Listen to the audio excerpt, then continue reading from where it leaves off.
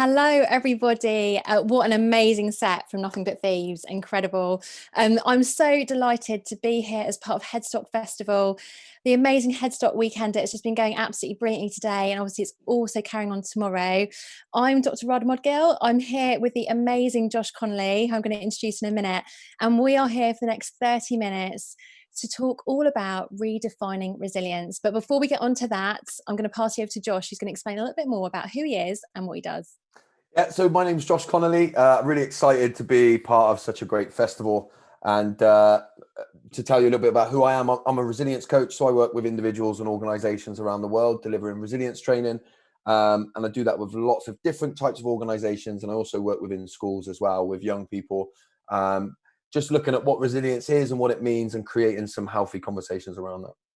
Amazing. And Josh and I have got lots of things in common. So I'm obviously a GP, I'm a broadcaster, I'm on lots of different radio platforms, including Radio 1. I've got a huge passion for mental health, emotional well-being, and that's why we're both here today. And we haven't actually met in person, but we've met once over Zoom and we are like on it. We are totally aligned. So it's really amazing to see how mental health and talking about mental health and resilience can really bring people together, because obviously it's World Mental Health Day today, and that's why we're all here to talk about it and help you and help each other connect and not feel so alone. So obviously this event is an aid of Manchester Mind and Help Musicians, so if you can contribute to them, please do. We want to hear about what your thoughts are about resilience and our chat on Twitter and Instagram. So if you use hashtag Redefining Resilience and hashtag Headstock Weekender, then we'd love to see your comments on there. But without further ado, we want to move on to redefining resilience. So, Josh, why did we pick this topic and what's it all about? Well, look, I think resilience is quite big at the moment, right? I think it was rising before we went into the kind of COVID pandemic, but I think, where we find ourselves globally in the situation that we're in, I think it's become ever more important, right? And I think there's lots of different ideas of what resilience means. One of the things that I always find with people that I speak to is that we've all got loads of different ideas about what it is, and actually I think some of them can be quite problematic. But I think we chose it because it's important, and it's something that I think we all need to have proper conversations around so that we can understand what it is and how it can become important in our lives. Absolutely, yeah. And I think also it's something which I think this is becoming a broader conversation, in that sometimes when we speak about mental health, we have only been speaking about mental illness. And I think it's actually time to really broaden that out into talking about all of us. So obviously all of us have mental health. All of us need to be able to have the ability, the skills to be empowered to know what it is, what's going on inside ourselves, and what we can actually do day to day in terms of actually keeping ourselves well mentally. And like you said, obviously this year has been so challenging. We've all had slightly better days. We've all had really bad days, myself included. I'm sure you included as well. And so Absolutely. This brings up an opportunity where we can actually start speaking about mental health, emotional well-being as part of who we are, not as a separate topic. And that's why I think resilience is the key to that. Resilience is something which we can all learn about, understand, define for ourselves, and then use as a sort of everyday tool to help ourselves. And I think the key to this title of this talk is redefining resilience. And I think in there lies what perhaps we both think is a bit of an issue, in that, the definition of resilience sometimes I think can be quite toxic and actually a barrier to mental health. What do you think about that, Josh? Well, look, I think you talked in there about sort of looking after our mental health and making sure that we can kind of keep our mental health well, in a state of being well. And for me, I would straight off the bat start by defining what that is to me. And I think for me, it's the ability to know that I feel a range of emotions and know that they're all okay, right? They're all kind of what make me human. And I think some of the problematic language that we see around resilience is that it's this idea that we've just got to keep going, right? That we've got to be able to keep moving forward all of the time, never take our foot off the gas. I think a lot of people believe that resilience means I need to be able to do it alone. So people will often see asking for help and support as something meaning that I'm not resilient, when actually for me, I would say that the very act of reaching out for help and support is an act of resilience. So I think there's lots of stuff around it in that way that's problematic. I mean, I don't know some of the trends that you've probably seen in the way that you see it talked about? I know you talk about a lot about it online as well. I don't know what some of the worrying trends you've seen that are mentioned.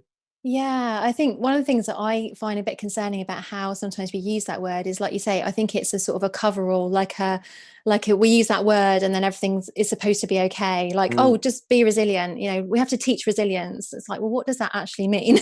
Yeah, What's that? exactly. What does that even mean to anybody? And I think sometimes there's a sort of phrase saying, oh, we just need to be more resilient. And it's like a sticking plaster to say, okay, you're on your own, get on with it. I've said that word now. And so, you should know what to do. And I'm in my sort of work, I'm really passionate, not just in my work, but also for me as a human, as an individual, just like everyone else, to actually learn, like, what makes me tick?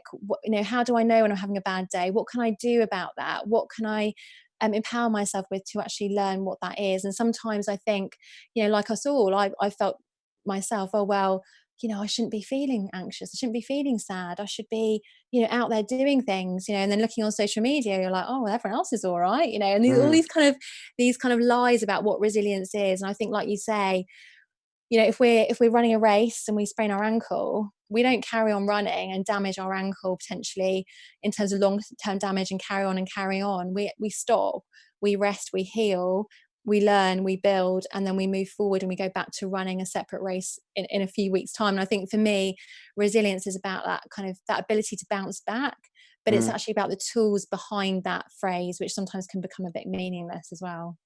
Yeah, and if we're not careful, like you've just said there, telling people to be resilient becomes the new version of just telling them to man up or get on with it, right? We're just using different language. Yeah. And I think that brings it to what you've said about making sure that you have the tools with, and the resources within your life to be able to do that bouncing back, right? Because we don't want to get stuck in the emotions or stuck in any particular part of our lives, and the way that we do that is to understand ourselves on a deep enough level to know what those resources look like. And I would stop on that point as well and say it looks different for everybody often, right? My resources will naturally look different to yours, and yours will look different to other people's, and the things that will push me to need to draw on my resources are going to be different to the things that push and push you to draw on yours as well. So absolutely, it actually looks different for all of us in that sense, right? Absolutely. I mean, before we started broadcasting, we were chatting and I was telling you how I went out for a cycle today and I was cycling with Lady Gaga, Miley Cyrus and Florence and the Machine. And you were like, really? And I was like, no, just in my ears. I thought, like what a downfall to then come and sit with me for half an hour. But like today, I felt a little bit frustrated, a little bit like I needed to get my emotions out. And so I needed to go on a cycle ride and listen to those powerful female voices that were really deep and rich, where I could literally cycle down a hill and just sing out loud, like at the top of my voice, and not really care. So like you say, it's different for everybody, and it's different every single day as well, different every single moment about what we need in that moment. And I think, one of the things that I often like to think about, I like analogies, and I kind of think about like a metal or a building material. When we say it's resilience, a lot of the resilience actually comes from internal properties of that material. It doesn't come from, someone just putting extra pressure on that building material and saying, oh, come on, you can manage that bridge. The bridge is made out of something. You can manage that pressure. You can take more traffic over you. It comes from something internal. But it's only when we actually start to say to people, right, what are those internal things? What are they inside of you? They're inside of all of us, but it's just we need the key to unlock those, to learn what they are, how to use them, and when to use them. Yeah. So kind of talking about that, Josh, what would you say to people watching, sitting at home, thinking, okay, well, we keep talking about tools and what to do. What kind of tools do you have in your sort of backpack or ones that you've come across that might help people? Look, I think one of the most important things is to have a space in your life daily, right? That is made for self-reflection. So for me, that often looks like slowing down for 20 minutes, and it's quite a mindfulness practice for me, right? But again, I think it looks different for everybody, but it's important to be able to have that space that's based around that reconnection with self. I always say we spend 5 minutes in the morning brushing our teeth and 5 minutes in the evening brushing our teeth, and we do that because we know if we don't, they'll go yellow. Fall out. No, right? Yeah, but we do that every day because we know that we need to be able to look after them, right? And then, I would say the same is true for ourselves and our well-being. I think lots of us, by the way, are much better at being there for other people. Mm. And, we're very good at saying, you should take a break, take some time out. I can see you're overwhelmed. But when it's us that's feeling in that state, we find it much more difficult, right? And so that journey that I've been on in creating that space in my life every day, has helped me to understand myself on a deeper level. But that changes all the time as well, because I Mm. learn new things about myself. I learn new things about what I'm struggling with or what's making me upset. But it becomes a thing that gives me the ability to understand my emotions on a deeper level, right? And I think that becomes really, really important when it comes to resilience. We've got to understand what our emotions are and what our Mm. body's telling us when we feel them. Absolutely, yeah. And I did a recent video with BBC Ideas about sort of how to prevent emotional burnout. And one of the Mm, analogies I used was like a mobile phone charger, a mobile phone battery. So I remember being on like a train, you know, that awful moment when we used to be on trains, some of us still are, but I used to be on trains a lot more than I am now. But yeah. I was on a train and, you know, you'd look at your mobile phone battery and be like, oh no, I haven't got a charger. Where's the plug?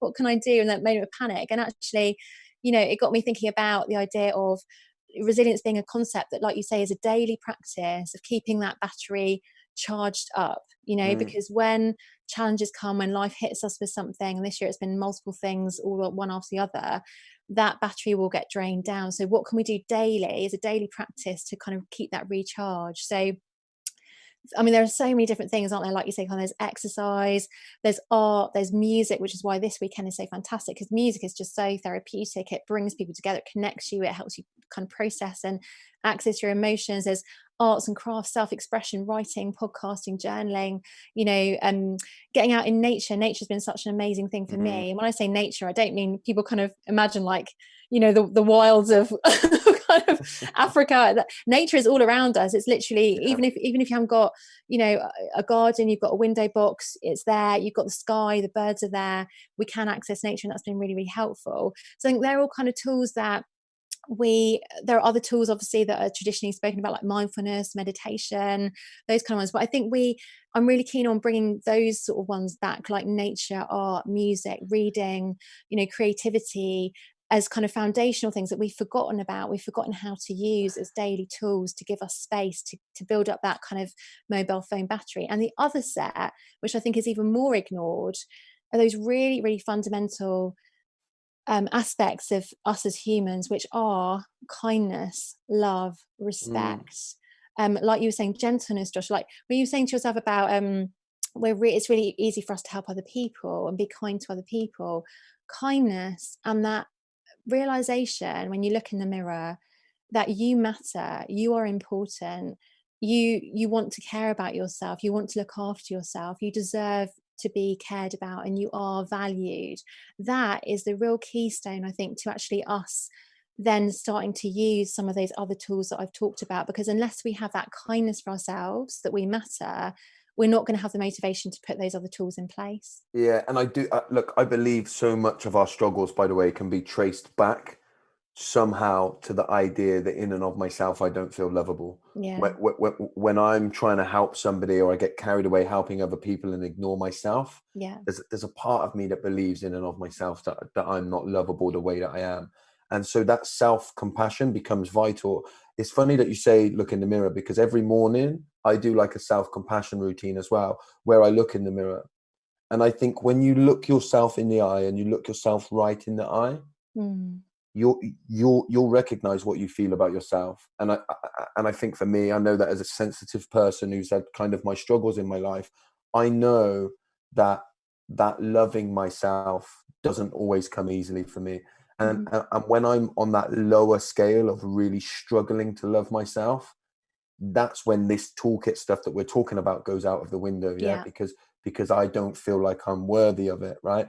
And actually that kind of leads to a different side of it as well. When you take the phone analogy, which I love, by the way, the phone analogy, and then you talk about making sure that we're doing all the things in our lives to recharge, I also think as well, if we take that phone analogy, when you're on the train and you realize you've only got like 10% left or something, yeah, you start shutting down certain apps as well, right? All right, I'm Mm. going to use this one because I need that one for the last bit of this. Yeah, exactly. I'm going to shut this one down. I'm going to take that one out. And the act as well of removing people, places, and things out of our lives that may be drawing energy out of us. For me, I know there's been times in my life when I've had people in my life that are not serving my energy in a way, and they're not even necessarily bad people, but that our energies don't connect. But when I trace it back again to not feeling lovable at my core, I may be almost like welcoming them into my space, knowing that it's having an adverse effect as well. So there's a lot to be said for that as well. Removing some of the things, learning to say no. Yeah. We talked about the Yes. nuance of this earlier before we came on air as well. Knowing when that social event is a step too far for me this week and I need to take a step back, right? But on the flip side as well, knowing when I need to cut the reins a bit and go to the social event, right? So Yeah. we're in the nuance here as well. But again, that's why the self-understanding, I think, becomes so important, because I need to be listening to that part of myself. What's it telling me? And what do I need as a result of what I'm feeling, And it just becomes vital then.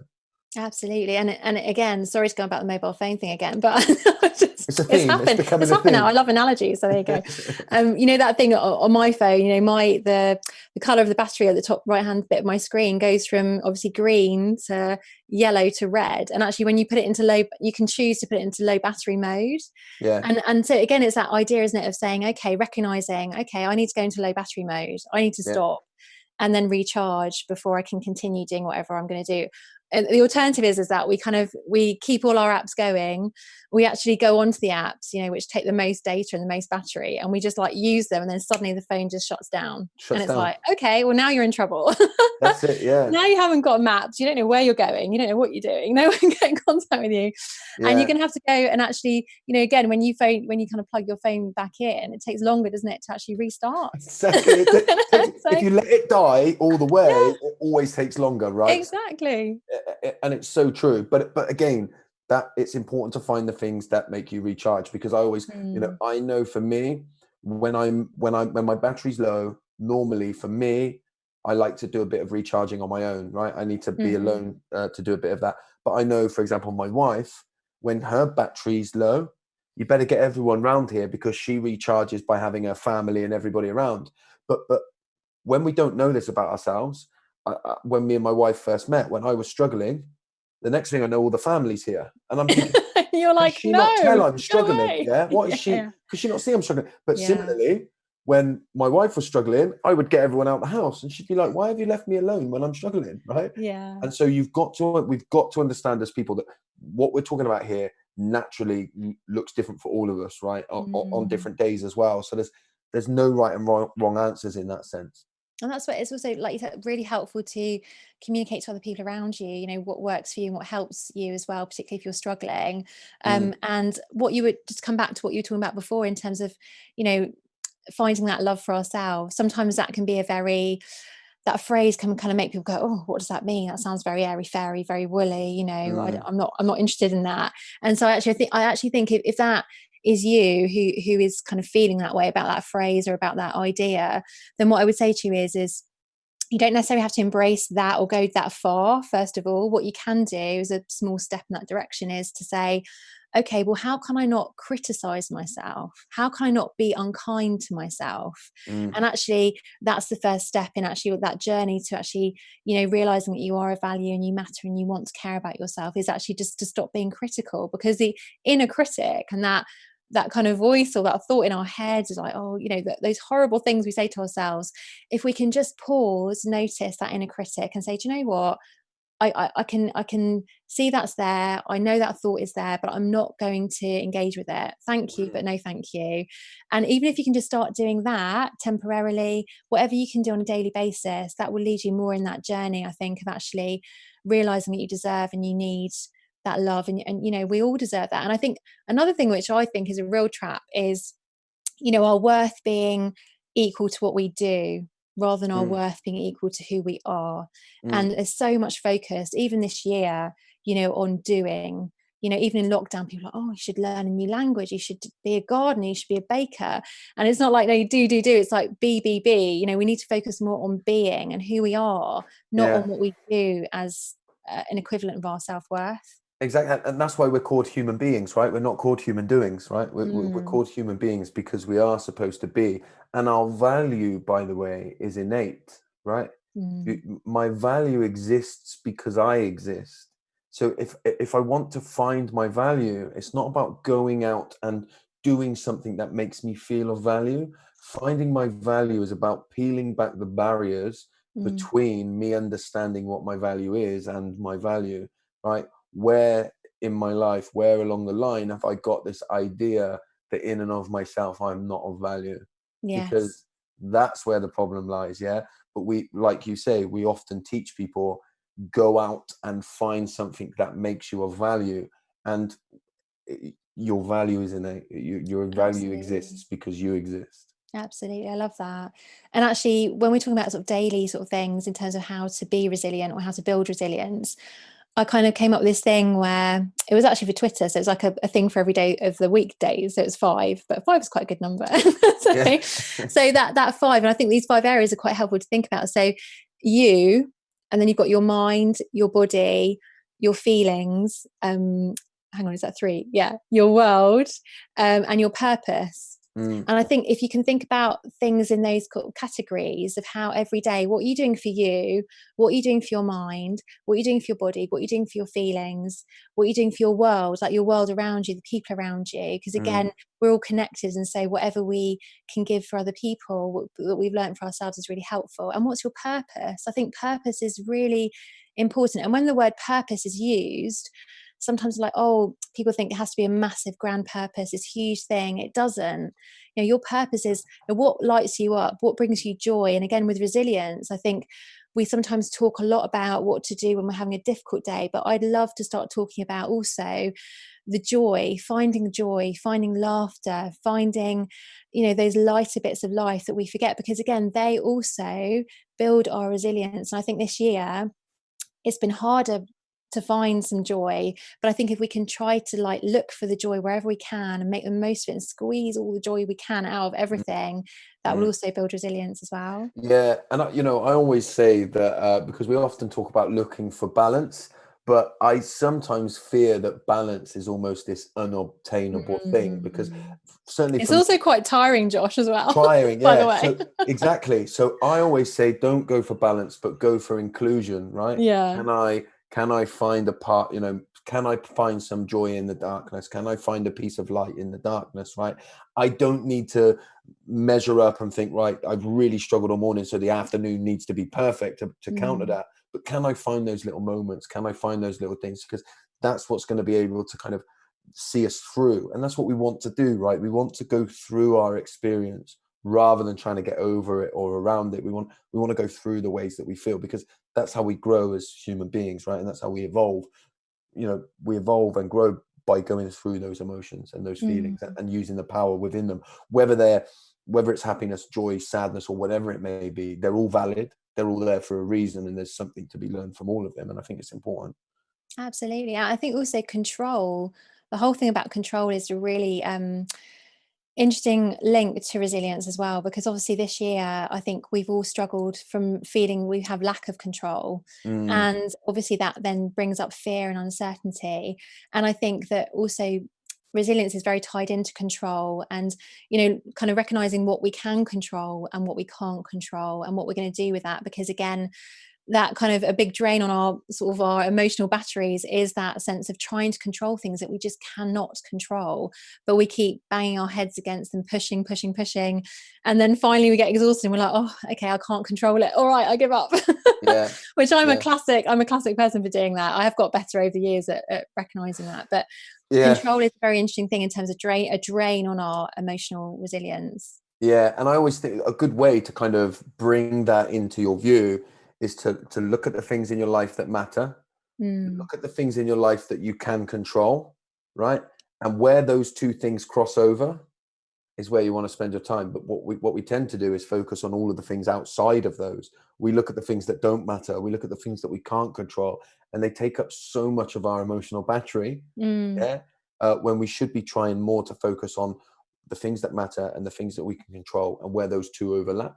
And then that, definitely. that's where we want to look to spend our life. But I do think, that being in the situation that we've been in has shown people how much our emotions move, because we had a lot of our escapism taken away from us, particularly Mm, when we went into lockdown, and people realized, wow, there's a lot going on here. Now I can't be so busy all of the time. Right. mhm. And for me, resilience is about understanding that, right, and being able to soothe yourself through that, and regulate those feelings, and know that they're all valid, and know that it's okay to kind of to do that with your emotions, right, rather than Mhm. thinking that I must stay over here in happiness all of Yes, the time. yeah. Let's have inclusion with our feelings. That's so true. And it also, it's totally unnatural, isn't it? Like, you look at nature, nature doesn't, it's not always permanently summer where things are growing and expanding. And, we have to have periods like autumn and winter where things retract, they consolidate, they reflect, they learn lessons, they build, and then they go out there again, and then they expand again. And I think it is like a cycle of life, isn't it? That we sometimes as humans, we kind of divorced ourselves from, and we don't recognize that as being something that's really natural. In the last few minutes, Josh, I just want to ask you, also, it's just not important for ourselves in terms of resilience for who we are as individuals and ourselves, but for other people. So what can we do to help other people, do you think, build resilience and help them learn new ways or open up if they're struggling? Look, I think it's really important to be able to come present with people, and in a way, the way that we do that is we have enough understanding of ourselves, so that if you're struggling, I have the ability to sit with you in that emotion, not to pull you out, to drag you out, or to fix you, but to be with you and support Mm, you, so that you have the comfort and the support to become curious about how you're feeling, so that you can move through it. So that is the art of listening, and I think holding space for people in that way mm. is one of the best things that we can do, so that we can help people feel empowered to be able to process and deal with the ways that they feel. Yeah, I love that. And I think that also comes down to us, like you say, not trying to fix people in inverted commas, like you say, Mm, being with people in their distress, supporting them, but not jumping in, not trying to stop it because that person needs to let out their emotions, their feelings. Also, really simple things like just encourage people. If you think people are struggling, encourage them to come out for a walk with you, or get online and share a bit of music that you kind of know they enjoy. Like, try to bring some joy into people's lives as well, and be, mm. as you said, just be there for them in terms of space and time as well, and to hold them in that moment of when they're struggling or they might need help. Exactly. Yeah, I couldn't agree more. Yeah. So just before I hand over to you to do our little outro, I just want to make sure that everyone who's watching, that you're not alone. There are people, so many organisations who are there to support you. There's obviously your GP, there's obviously the Incredible Mind, and obviously this event is here to support Manchester Mind in particular. There's also Samaritans, One Space, Young Minds Shout. There are so many different organisations. So please know that you're not alone.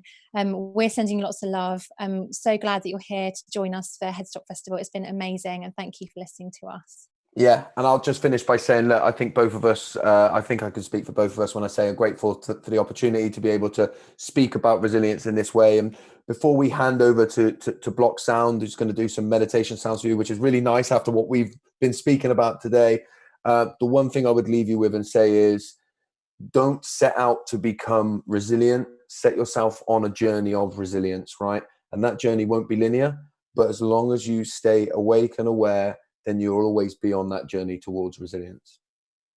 Beautiful.